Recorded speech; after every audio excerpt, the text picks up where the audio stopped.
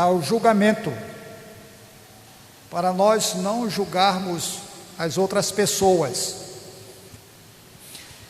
Então vamos fazer o final do capítulo 6, o versículo 32, a parte final do versículo 32, para melhor entendimento, versículo 33 e 34. Mateus capítulo 6, a parte final do versículo 32, seguido dos versículos 33 e 34, que diz: Vosso Pai Celestial bem sabe que necessitais de todas estas coisas, mas buscai primeiro o reino de Deus e a sua justiça, e todas essas coisas vos serão acrescentadas. Não vos inquieteis pelo dia de amanhã, porque o dia de amanhã cuidará de si mesmo, basta a cada dia o seu mal. O sol tá bom? Fechou tudo, tá bom, né? Então, irmãos, no versículo 33 diz que em vez de nós nos preocuparmos, conforme nós falamos na terça-feira passada, nós devemos aprender a servir ao Senhor. Mas esse servir ao Senhor, que nós devemos aprender, em vez de nós nos preocuparmos, deve ser de todo o coração. Servir ao Senhor fazendo o melhor,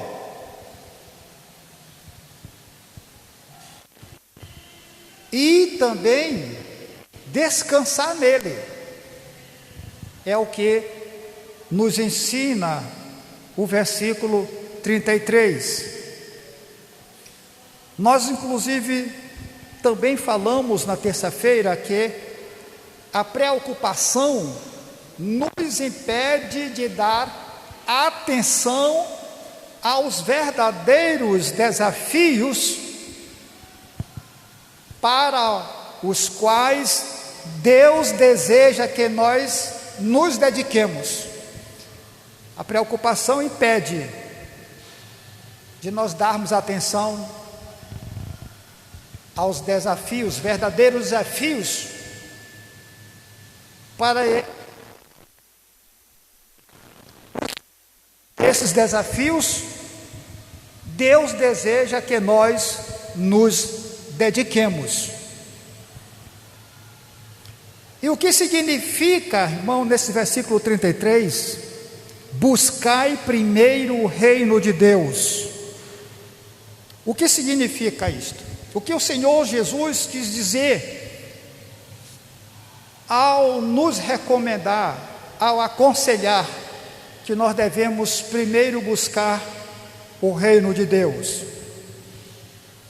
Buscar primeiro o reino de Deus, irmãos, e conforme o versículo diz, e a sua justiça também, significa priorizar Deus em nossa vida, colocar Deus em primeiro lugar, de modo, irmãos, que nossos pensamentos estejam voltados para a vontade de Deus, para a sua vontade. Então, esse buscar primeiro o reino de Deus e a sua justiça significa exatamente isso: Deus em primeiro lugar, priorizar Deus nas nossas vidas, em primeiro lugar Deus nas nossas vidas, depois as outras coisas, o trabalho, o estudo, a família. Sim, a família. Sim, o cônjuge. Depois o cônjuge. Em primeiro lugar, diz a Bíblia, em primeiro lugar, o reino de Deus e a sua justiça. Depois, as outras coisas. É isto que significa este buscar primeiro o reino de Deus. Os nossos pensamentos devem estar voltados para Deus, a vontade de Deus. E nós podemos explicar o que significa isto, voltar os nossos pensamentos para Deus. Significa que o nosso caráter seja semelhante ao caráter do nosso Senhor. Significa que nós devemos servir e obedecer a Deus em tudo nós devemos servir a Deus, obedecer a Deus, em tudo. E o que é realmente importante para nós nisto aí? Qual a importância que nós extraímos desse ensinamento, dessa orientação do próprio Jesus Cristo, nos orientando que devemos buscar em primeiro lugar o reino de Deus e a sua justiça? Irmãos, se não formos firmes em escolher, se nós não formos firmes, se nós não formos,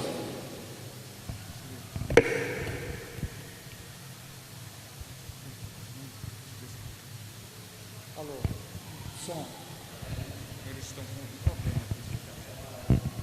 Se nós não formos firmes e escolher dar ao Senhor o primeiro lugar na nossa vida, o que vai acontecer? Se nós duvidarmos, se nós vacilarmos em não colocar Deus em primeiro lugar nas nossas vidas, esse primeiro lugar será preenchido por pessoas, por nossas metas, nossos desejos, bens materiais, de um modo geral, etc. Então, qualquer um desses interesses, pessoas, bens materiais, objetos, metas que nós temos para o futuro, qualquer um desses interesses, se nós não colocarmos Deus em primeiro lugar, rapidamente ocupa o lugar de Deus na nossa vida.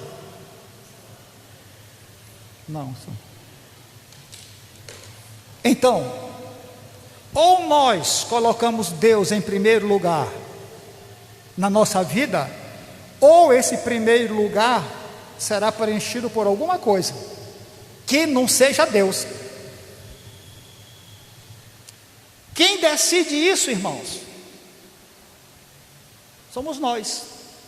Nós é que vamos decidir se colocamos ou não Deus em primeiro lugar na nossa vida. Infelizmente, alguns de nós não conseguiu ainda se desgrudar do velho homem e tem coisas do velho homem que insistem em permanecer em primeiro lugar na vida dele.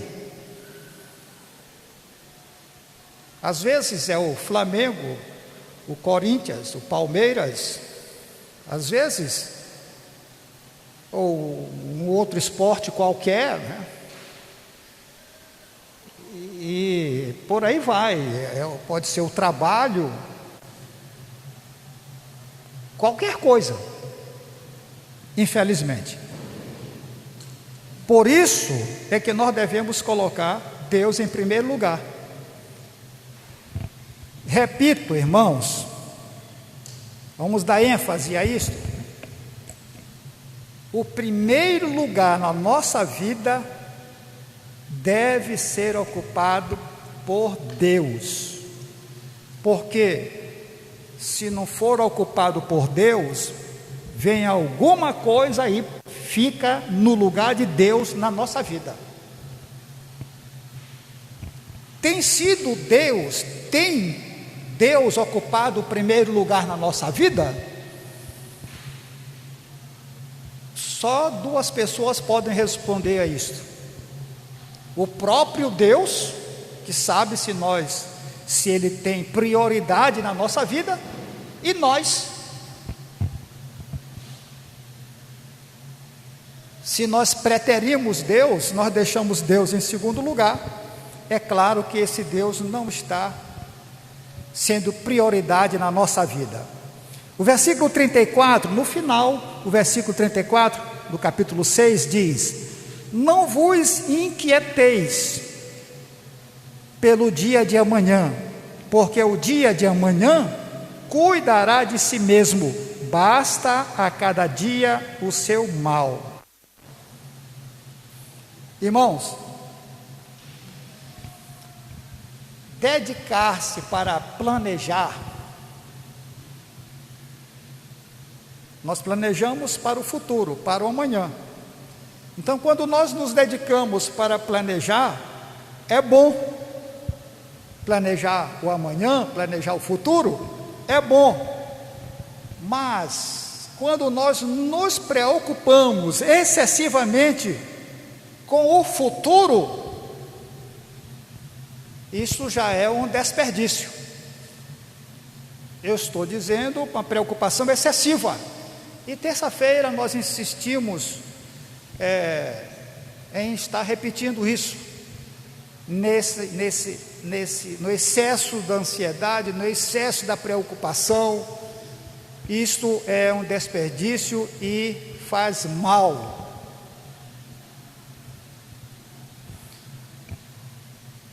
Nós falamos que quando nós nos dedicamos para planejar o amanhã, isso é bom, é um bom planejamento. Então, o que é, ou o que seria um bom planejamento para o amanhã? É um planejamento cuidadoso, e todo planejamento cuidadoso consiste em pensar sobre metas, sobre métodos, sobre programas. Contudo, planejando, claro, para o amanhã, nós temos que estar confiando esse planejamento à direção de Deus. Eu repito, vamos planejar o amanhã, mas vamos planejar confiando esse planejamento à direção de Deus. Senhor, que seja de acordo com a tua vontade. Está aqui, Senhor, é apresentar para Deus o nosso amanhã. Não é partir para a execução de qualquer projeto sem, contudo, antes apresentar a Deus. Apresenta-se a Deus o planejamento e apresenta-se a Deus quando vai se partir para a execução, e que esteja sob a direção de Deus. Nós devemos confiar esse planejamento à direção de Deus.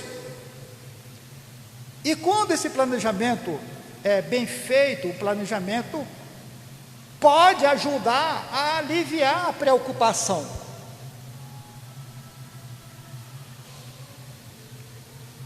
É natural que todos nós pensemos no amanhã. Nós planejamos o mínimo possível para o amanhã. E quando esse planejamento, ainda que mínimo, é bem feito, ele contribuirá, inclusive, para diminuir a preocupação, a ansiedade sobre amanhã. Até porque está sob a direção de Deus, que nós já apresentamos para Deus. Se der certo, foi Deus quem permitiu dar certo. Se não der certo, foi Deus quem permitiu não dar certo, porque Ele conhece o futuro como ninguém. Conhece o futuro melhor do que nós conhecemos o nosso ontem, o nosso passado.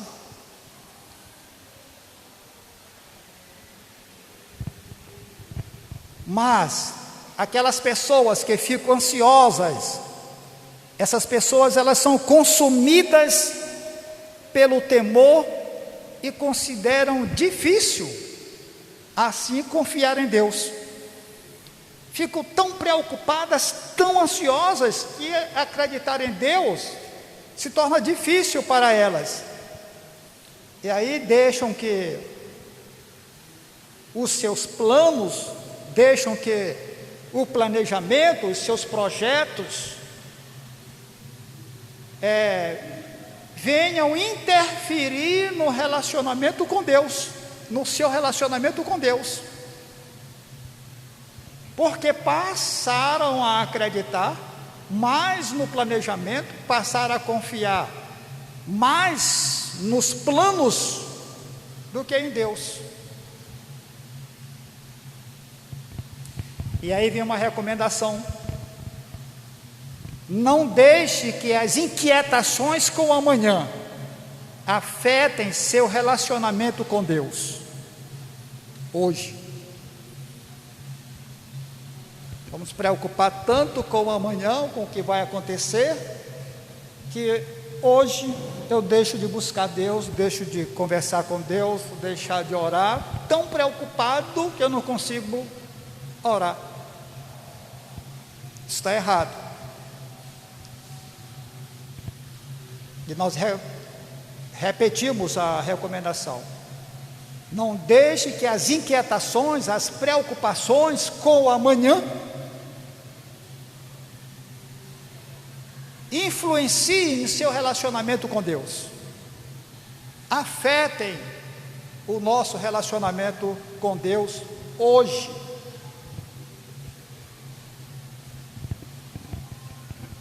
E no versículo 34, no final, diz: não vos inquieteis, pois, pelo dia de amanhã, ao final, porque o dia de amanhã cuidará de si mesmo, basta a cada dia o seu mal. É o final do versículo 34. Então, viver um dia de cada vez evita, irmãos, que nós sejamos consumidos pela preocupação, evita que nós sejamos consumidos pela ansiedade. De quem é esse conselho no final do versículo 34? Basta a cada dia o seu mal. Não vos preocupeis com o dia de amanhã, basta a cada dia o seu mal. De quem é esse conselho? De quem é essa orientação? De Jesus. É o Senhor Jesus que nos orienta, que nos ensina, que nos encaminha, que nos mostra através da sua palavra que nós não devemos nos inquietar pelo dia de amanhã, porque o dia de amanhã cuidará de si mesmo. Basta a cada dia o seu mal. Conselho de Jesus Cristo, trazido para nós através da pena do evangelista Mateus. palavras do Senhor Jesus Cristo.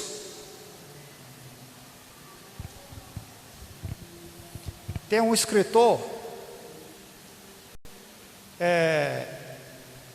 Ralph Niebuhr.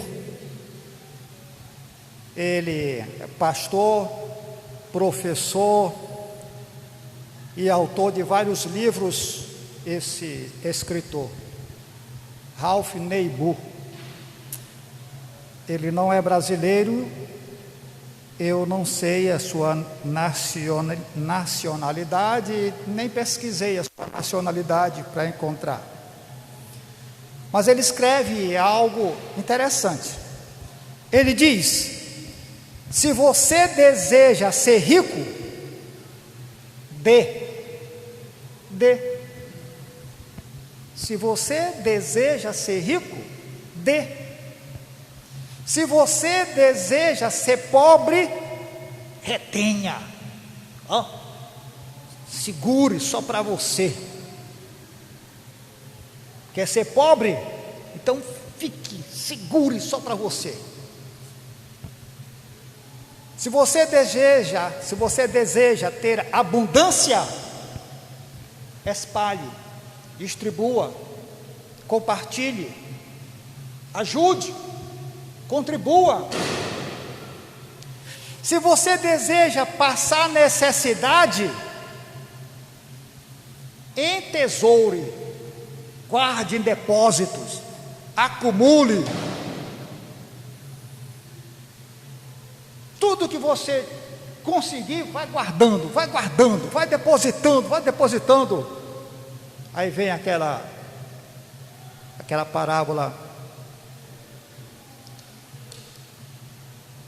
que o homem rico começou a depositar, e aí lhe perguntaram, lhe disseram: louco, hoje lhes pedirão a tua alma, e o que tu farás?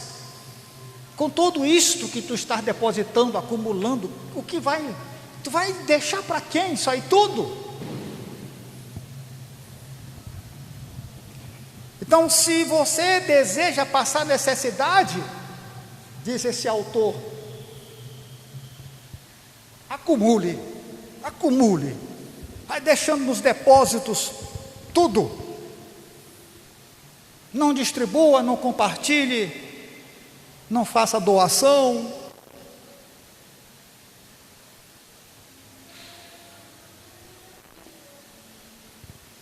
Khalil Gibran.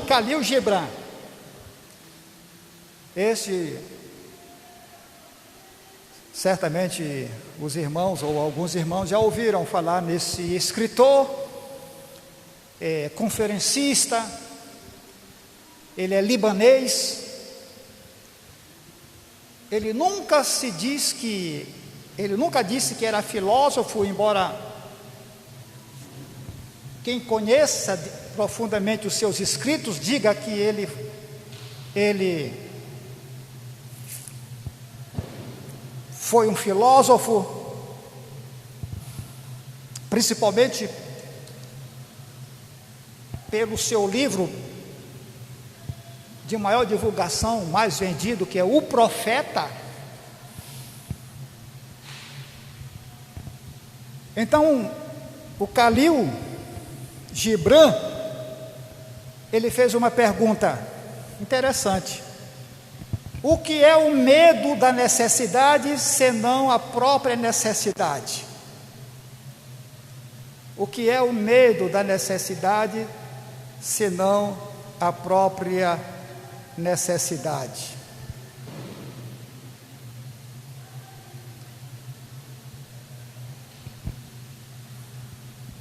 Muito bem.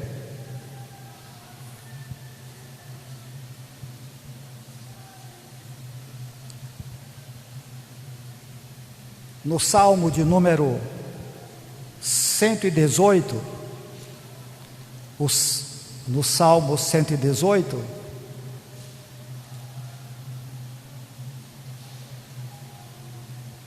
no versículo 6, o salmista Salmo 118, versículo 6.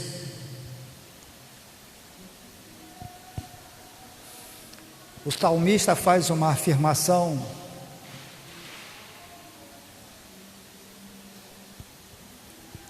linda.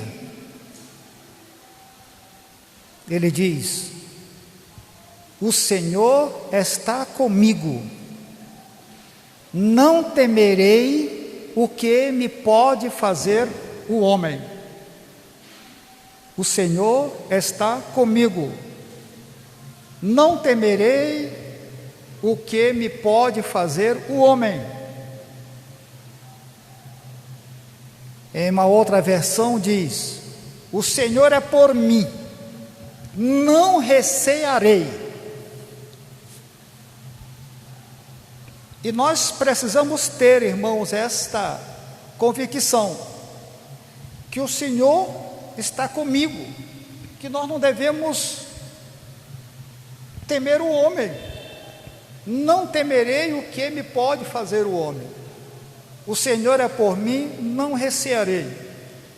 Em meio às dificuldades, em meio às lutas, o dia a dia, cada um de nós tem um problema, tem um desafio, mas o salmista vem a nós nessa noite e diz para nós repetirmos isto: o Senhor é comigo, no meio a tudo. Cada um de nós tem um desafio aqui. Nós possamos dizer isto: o Senhor é comigo. Se o Senhor é comigo, eu não receio a nada. Louvado seja o nome do nosso Deus. Irmãos, chegando ao final deste capítulo 6, nós observamos que temos muito que aprender dos ensinos de Jesus, muita coisa. Nós estamos, já perdi quantos meses estudando o Sermão do Monte, quantos meses, e nem de longe, chegamos a uma pequena parte do conteúdo desses ensinamentos, do que o Senhor Jesus nos ensina aqui. Tem tanta maravilha, isso é um tesouro para nós, esse Sermão do Monte. Eu falei aqui, um desses cultos de ensino, que alguém falou, alguém escreveu: se você não tem tempo de ler a Bíblia, ou não tem o ânimo de ler toda a Bíblia, leia pelo menos o Sermão do Monte.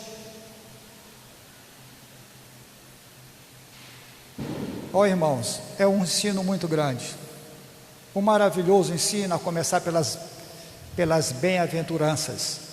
É um maravilhoso ensino e profundo ensino. Então, em uma terça-feira nós falamos nós falamos 4 razões pelas quais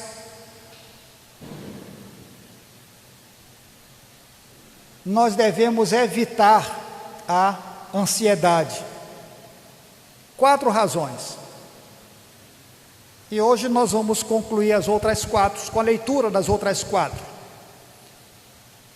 Nós falamos que o Senhor Jesus apresenta para nós, isso extraído desse capítulo de número 6, 8 razões. 4 nós já falamos e vamos falar das mais 4. 8 razões, segundo o Champlin. Ele diz, para nós evitarmos então a ansiedade na nossa vida. A vida humana, essa nós já dissemos anteriormente, a vida humana é mais que a parte física, a vida humana é mais que a parte física, e por isso merece mais consideração do que os desejos pelas coisas físicas podem fornecer. A segunda lição: Deus cuida dos animais inferiores, das aves que não fazem provisão alguma para si mesmas. Assim também cuidará de seus próprios filhos. Deus cuidará dos seus próprios filhos. O terceiro, a ansiedade não altera as condições da vida e nem aumenta a sua duração. O quarto conselho de Jesus: Deus outorga belíssimas vestes às flores. Deus dá belíssimas vestes às flores que nem sabem raciocinar. Certamente Deus providenciará as necessidades de seus filhos, sem que estes precisem preocupar-se em excesso. De acordo com o versículo 28. E o quinto ensinamento de Jesus, para que nós evitemos a ansiedade, é que a ansiedade pelas coisas físicas não deve fazer parte de nossa conduta, porque contamos com o nosso Pai Celeste. Fora a ansiedade. Deus é comigo, Deus é conosco. Fora a preocupação, Deus é comigo. Assume tudo, minha mente, minha alma. Fora preocupação, fora ansiedade, nós estamos falando aqui de uma preocupação doentia, excessiva. A sexta, o conhecimento que o nosso Pai Celeste tem de nossas necessidades físicas garante o fornecimento para as mesmas necessidades. Deus conhece as nossas necessidades, e como Ele conhece essas nossas necessidades, é uma garantia de fornecimento para essas necessidades. Fornecimentos de soluções para essas necessidades. O sétimo ensino: a busca do reino de Deus e de sua justiça garante por si mesma o recebimento das coisas menos importantes, ou seja, daquilo que precisamos para as nossas necessidades físicas, conforme o versículo 33, que nós lemos ainda há pouco. E a oitava recomendação: a ansiedade, por sua própria natureza, é inútil. Guardemos isso: a ansiedade é inútil, pela sua própria natureza, e só acrescenta maior dose de sofrimento à vida física diária, que já é cheia de muitos males. Tem um problema de amanhã, eu vou começar a me preocupar de hoje. Já tem os problemas de hoje, eu já estou somando com o problema de amanhã. Que tamanho vai ficar esse problema? Basta a cada dia o seu mal.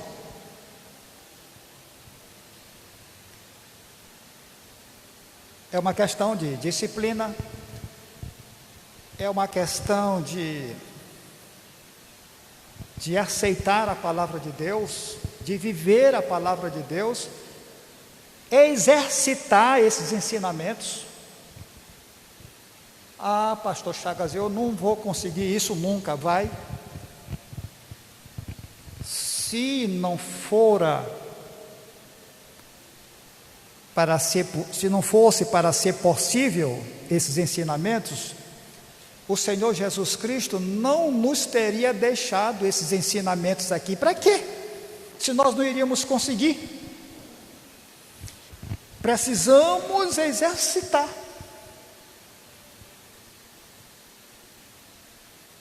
Aqui, ó. Aqui, ó. Levanta a perna direita.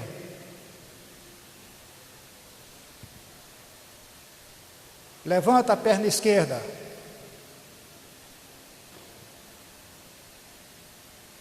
Preocupação de amanhã.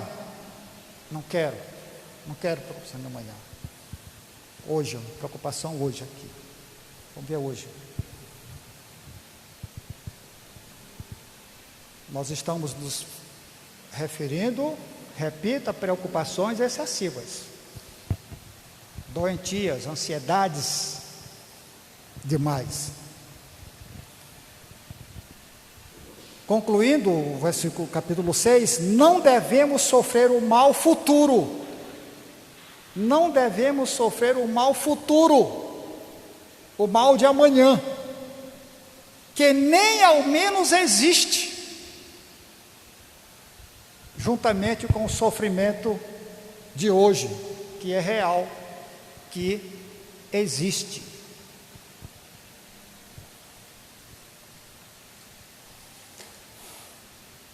Muito bem. Concluímos assim o capítulo de número 6, amados, onde nós estudamos a respeito do tesouro no céu, tesouro na terra, ansiedade, as preocupações, onde nós vimos tudo isto. Hoje nós vamos abrir uma nova sessão, o capítulo de número 7. Esse capítulo 7 tem 29 versículos. O 6 tinha 34. E esse capítulo 7, a primeira parte, a primeira sessão, vai do versículo 1 ao versículo 6. Nós vamos estudar esses 6 primeiros versículos. Assim está escrito no capítulo 6, no capítulo 7 de Mateus: não julgueis para que não sejais julgados. Irmãos, é o Senhor Jesus que continua falando ainda aqui. São próprias palavras do Senhor Jesus Cristo, escritas por Mateus. Não julgueis para que não sejais julgados, porque com o juízo com que julgardes, sereis julgados, e com a medida com que tiverdes medido, vos hão de medir a vós. E por que reparas tu no argueiro que está no olho do teu irmão, e não vês a trave que está no teu olho? Ou como dirás a teu irmão: deixa-me tirar o argueiro do teu olho, estando uma trave no teu? Hipócrita, tira primeiro a trave do teu olho, e então cuidarás em tirar o argueiro do olho do teu irmão. Não deis aos cães as coisas santas, nem deiteis aos porcos as vossas pérolas, para que não as pisem e voltando-se vos despedacem. Obrigado. Lemos até o versículo de número 6. E essa sessão que nós estamos começando, irmãos, ela se segue imediatamente aos ensinos de Jesus, como nós vimos, em relação a riquezas, claro, riquezas terrestres, no capítulo de número 6. Mas agora, aqui no capítulo 7, Jesus reprova uma tendência, uma inclinação para a censura. Jesus vem condenar por 2 motivos essa censura.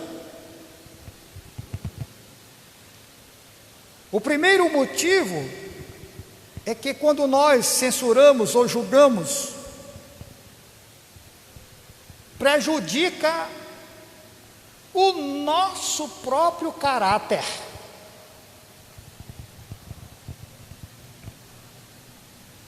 Quando eu faço um pré-julgamento a respeito de alguém, estou julgando alguém,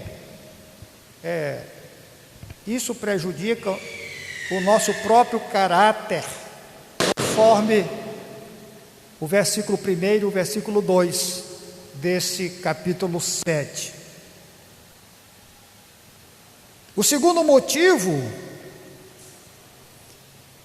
é que nos impede de servirmos nosso próximo, servirmos as outras pessoas.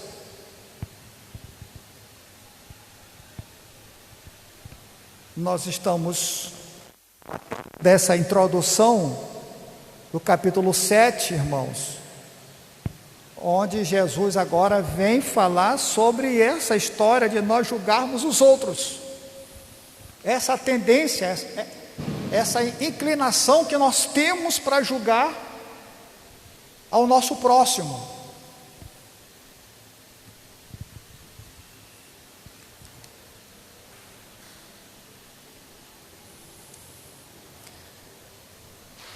O que é que se observa desse ensinamento?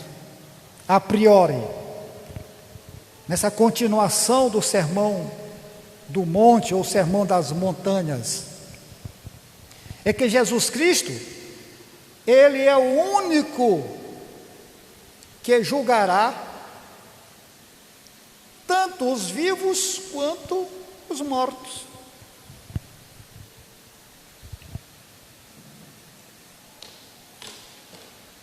Nós não estamos falando aqui de magistrados, de juízes, de desembargadores, não é nesse sentido. Digamos, agora, você verá, pastor Gilberto, o que ele quer, pai? Ele não quer fazer atividade física, ele vai só engordando. Ele tem que fazer atividade física, pai, tem que fazer. Ele diz que ele não quer, ele fica falando dos outros que eu não faço, mas ele não faz. Talvez não tenha sido bem posto esse exemplo, porque o pastor Gilberto, ele, sendo um militar civil, ele é civil, né? Militar civil. Ele tem que fazer o exercício dele. Mas os irmãos entenderam o que é estar julgando. Aí o pastor Chagas vai tirar férias. Que história é essa de pastor tirar férias? No meu tempo não tinha negócio de pastor tirar férias.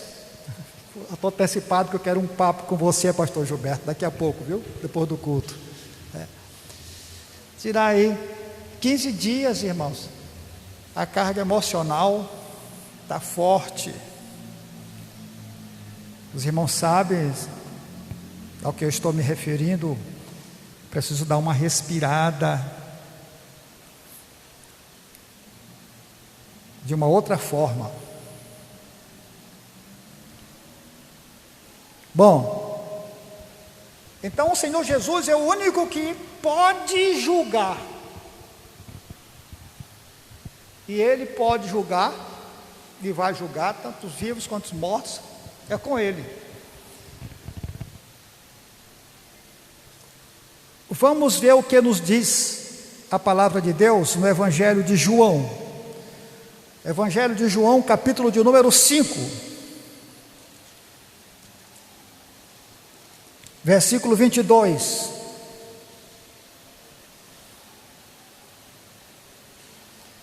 João, Evangelho de João, capítulo 5, versículo 22.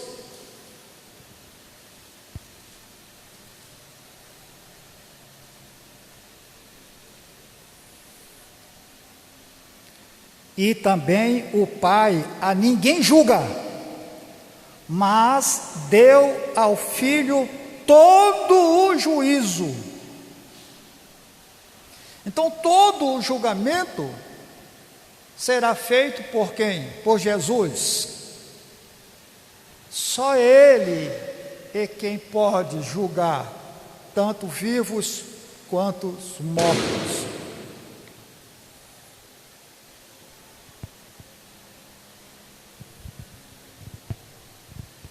Na segunda carta de Paulo a Timóteo, capítulo 4, versículo 1, também nós temos outra referência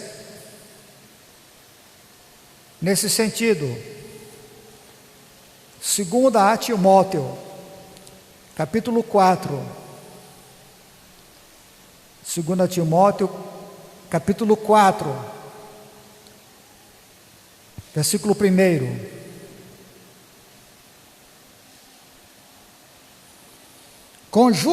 Conjuro-te, pois, diante de Deus e do Senhor Jesus Cristo,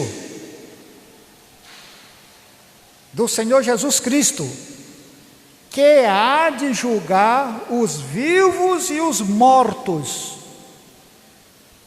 na sua vinda e no seu reino. Então,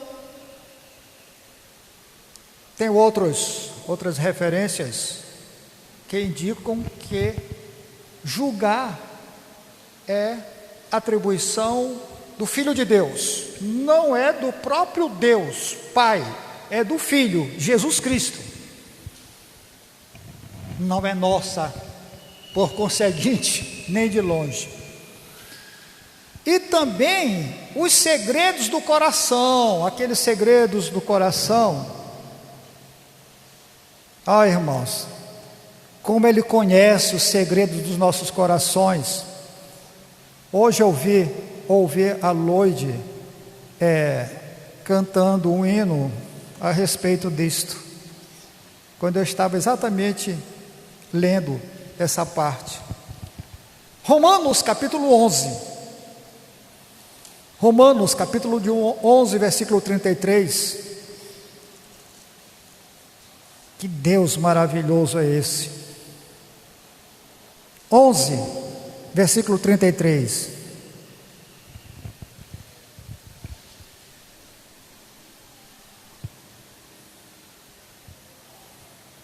É um hino de adoração. Romanos. Ó profundidade das riquezas, tanto da sabedoria como da ciência de Deus. Vejam que maravilha, irmãos, essa primeira parte desse versículo. Ó profundidade das riquezas tanto da sabedoria como da ciência, como do conhecimento de Deus.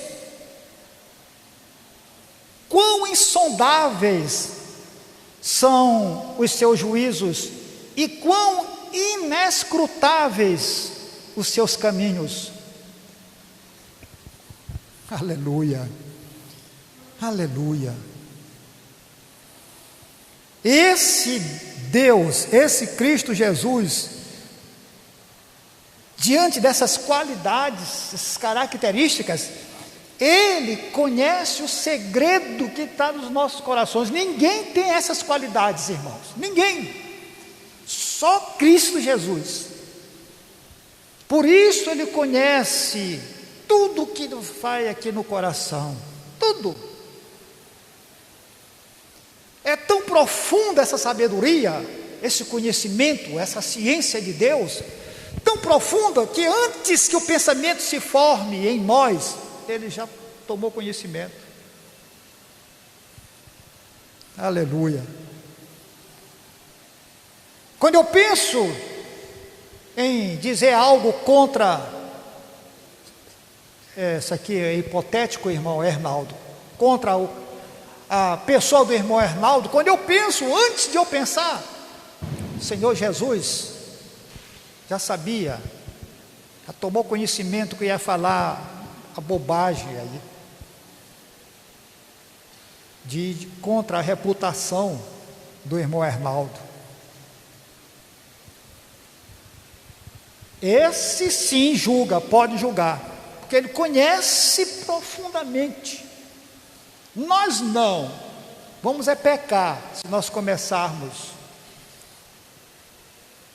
a falar sobre A ou B. O que nós lemos aí, irmão, é um hino de adoração, e segue, não, o versículo 34, 33, o versículo 34, 35, 36, é um hino de adoração, é uma expressão de louvor a Deus, pela sua sabedoria.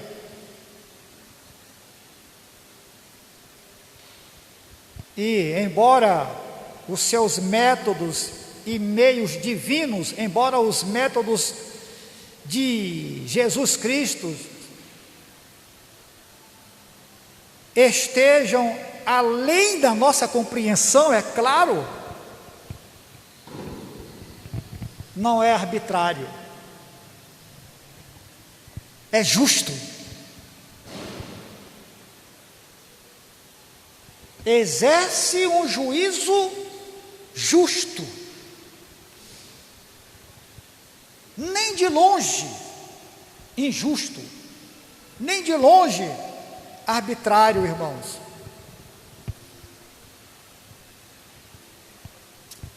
Assim, esse Deus, Ele governa todo o universo, irmão, todo o universo. Se Ele governa todo o universo, Ele governa as nossas vidas, governa a minha vida, governa a sua vida também. Impressionante se nós dissermos: Senhor, governa a minha vida, porque Tu és o Senhor da minha vida. Ele vai governar a nossa vida com uma perfeita sabedoria, vai governar a minha vida com justiça e com amor. Mas se nós permitirmos isto, que Ele seja o nosso Senhor, o Senhor da nossa vida, Ele vai nos governar com justiça, sem arbitrariedade, com amor e com sabedoria.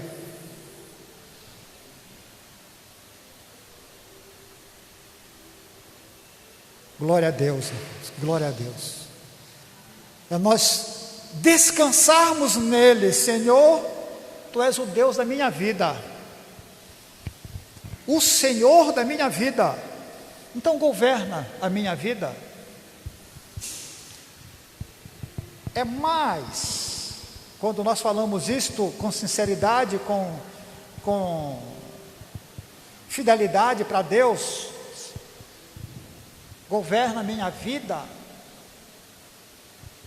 nós estamos passando algo superior, uma procuração para Ele. Senhor, pronto, aqui é minha vida, governa. Nós podemos dizer isto, nós fazemos isto, nós apresentamos isto, ou nós somos os senhores das nossas vidas. Fazemos o que bem entendem. Adultera, fornica, mente, pinta e borda. Esses não podem dizer que Jesus é Senhor da sua vida. Porque se Jesus é verdadeiramente o Senhor da nossa vida, Ele vai governar com sabedoria, com retidão, claro, com justiça e com amor, e essas coisas não têm vez nas nossas vidas.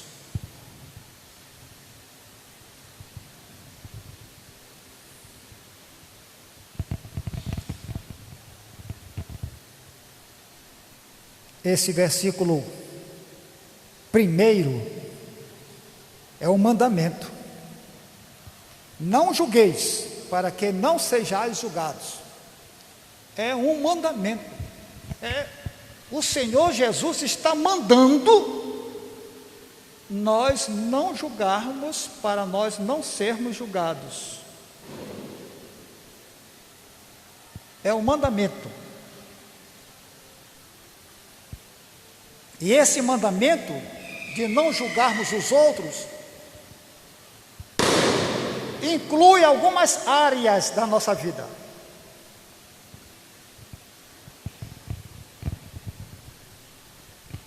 Primeiro, que nós não devemos julgar motivos. Não devemos julgar motivos. Por quê?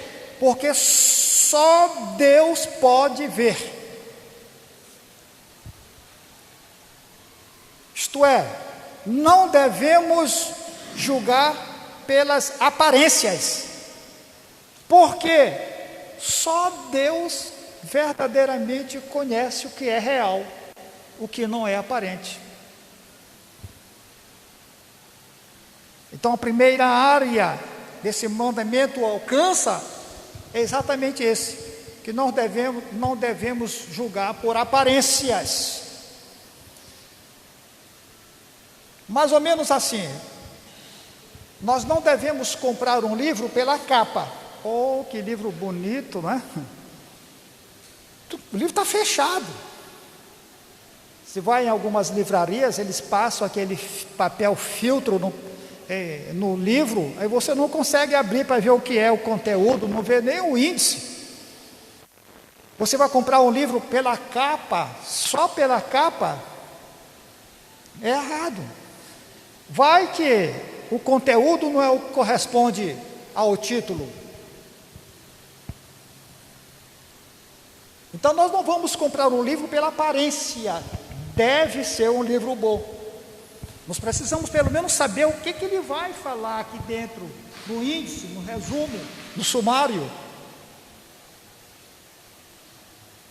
De igual modo, nós não devemos julgar ninguém pela aparência, porque somente Deus é que pode ver as coisas como elas são. Aí nós temos, por exemplo, no Evangelho de João. Evangelho de João,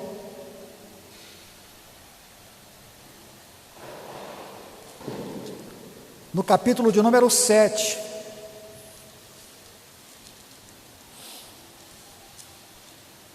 João 7, versículo 24.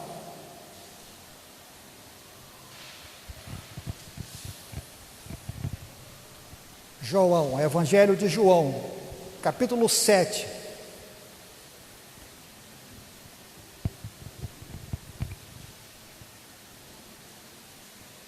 Versículo 24. Isto aqui, Jesus, essa palavra que nós vamos ler, faz parte do ensino de Jesus no templo.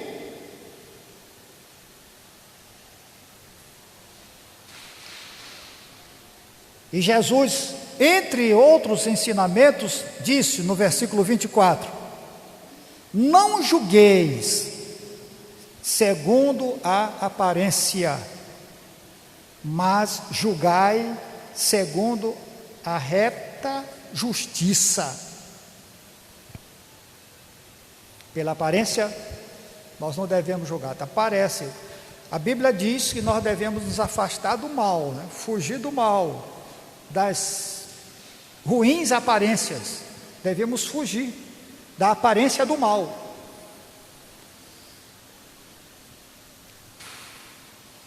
Olha, eu vi o pastor Chagas assim, mas lá no local. Vai que eu esteja em uma missão pastoral lá naquele local. Nós recebemos aqui um pastor, jovem ainda, um moreno, uma boa palavra. Infelizmente, por não haver vigiado, não está mais no nosso ministério. E eu andando com ele lá pela Reviver, nós fomos levados em um bar, em uma casinha que vendia artesanatos, e do lado, na mesma casinha, na mesma porta, era também um bar. E lá na parte do bar, a senhora resolveu conversar com o pastor a respeito da vida dela. E vai que alguém passasse lá na rua, no bar, olha aí, ó, no bar aí, ó, no bar, pastor no bar aí, ó, fazendo.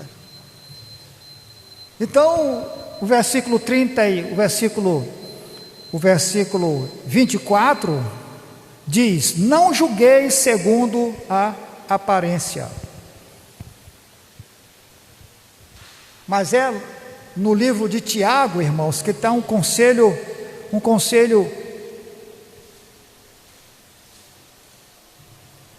mais profundo, mais amplo, no livro de Tiago.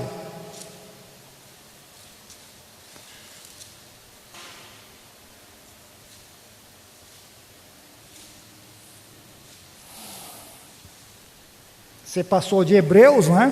Chegou em Tiago, capítulo 2. Tiago, capítulo 2.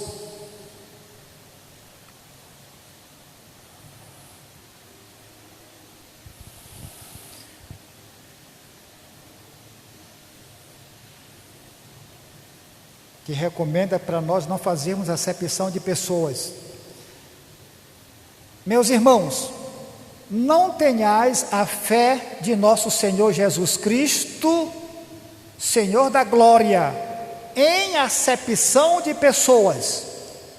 Porque se no vosso ajuntamento entrar algum homem com anel de ouro no dedo, com vestes preciosas, e entrar também algum pobre com sórdida vestimenta, e atentardes para o que traz a veste preciosa, e lhe disserdes: assenta-te tu aqui, no lugar de honra, e disserdes ao pobre: tu fica aí em pé, ou assenta-te abaixo do meu estrado, porventura não fizestes distinção dentro de vós mesmos, e não vos fizestes juízos de maus pensamentos?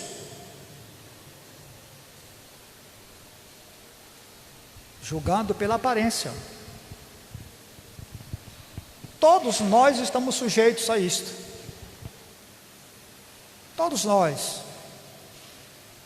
Principalmente aqueles que trabalham nesse fronte de contato com o público, nessa vanguarda. Precisamos ter muita atenção. Por que nós não devemos fazer isso? Porque nós preferimos mais nos identificar com as pessoas bem-sucedidas do que com aquelas que são aparentemente não tão bem-sucedidas ou fracassadas. Nós nos identificamos, no geral, mais com as pessoas bem-sucedidas do que com aquelas que não são.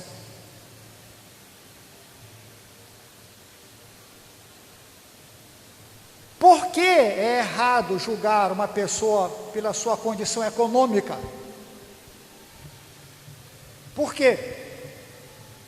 Porque a riqueza não pode indicar inteligência, pode indicar decisões sábias e também indicar alguém que trabalha arduamente, trabalhou duro e ficou rico.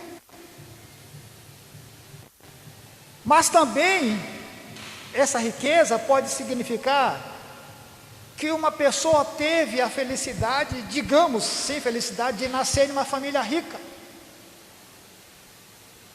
Ele não é rico, mas também pode ser sinal, essa riqueza, de cobiça, de desonestidade, de egoísmo, de corrupção, não é? Nesse Brasil que transpira corrupção, que coisa!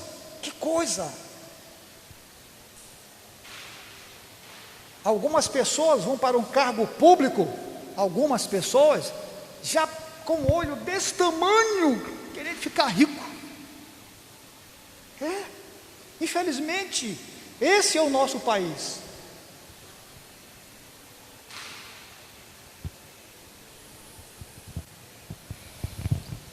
E nós vamos parar por aqui, né? Porque já estamos 5 minutos depois, terça-feira.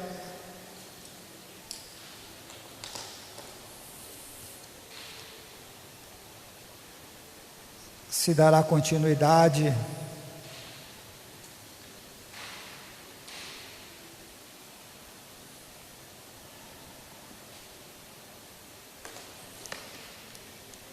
Mas é um assunto, irmãos,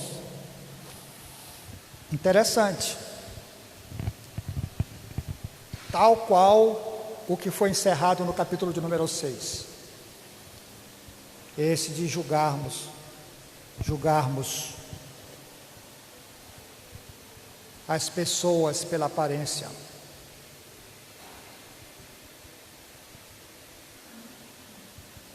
Nós não podemos agir assim. No transcurso desse estudo, fala de nós crentes. Vê aqui de gravata, mangas compridas, terno, tudo, é um santo. Vê aí a irmã fechada até aqui em cima, vestidão lá embaixo, é uma santa.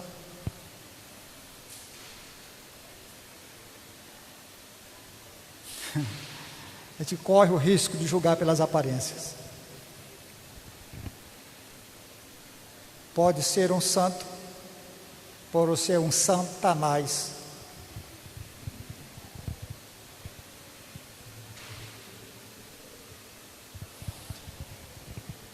Certa vez, para encerrar, eu estava em uma oficina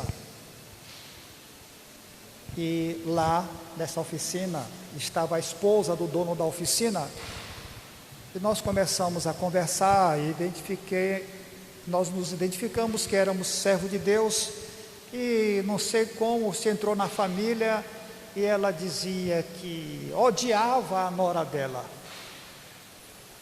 Isso depois dela me falar que participava dos cultos de oração na igreja e tudo. Lá no final ela diz: odeio a minha nora, odeio. Não sei quando vou perdoar essa mulher. Meu filho, elogiava o filho, mas a minha nora, aí pronto. Eu fui aconselhá-la, eu acho que ela ficou zangada comigo. Porque depois eu voltei lá nessa oficina e ela só me deu assim, ó, pode, Senhor. quase não saía a paz do Senhor, né?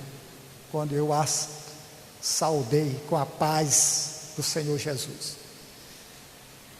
E a aparência, olhava a senhora, serva de Deus, lá dentro o coração está desse jeito. Mas mesmo assim, nós ainda corremos o risco, estou falando aqui alguma coisa, mas mesmo assim, nós corremos o risco de errar, porque esta é uma atribuição do Senhor Jesus. Ele é quem conhece os motivos, porque Ele conhece além das aparências. Que Deus nos abençoe em Cristo Jesus. Vamos orar? Adna, diaconisa Adna, para orar encerrando e agradecendo a Deus. E orar pela minha irmã. Minha irmã continua em estado grave, na UTI, e carece das nossas orações. Ela tem chegado no limite, e só Deus pode restituir a sua saúde. Mas nós continuamos crendo que Ele pode fazer o milagre, porque Ele é um Deus de milagre, e que pode todas as coisas.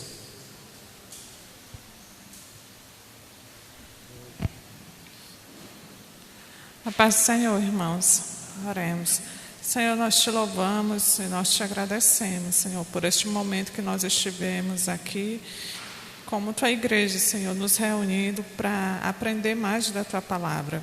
Senhor, que o nosso coração possa ser um terreno fértil, e te pedimos que tu, Santo Espírito, trabalhes em nosso coração, para que essa palavra possa florescer, ficar uma árvore frondosa nas nossas emoções, nos nossos pensamentos, Senhor, e refletidos nas nossas ações.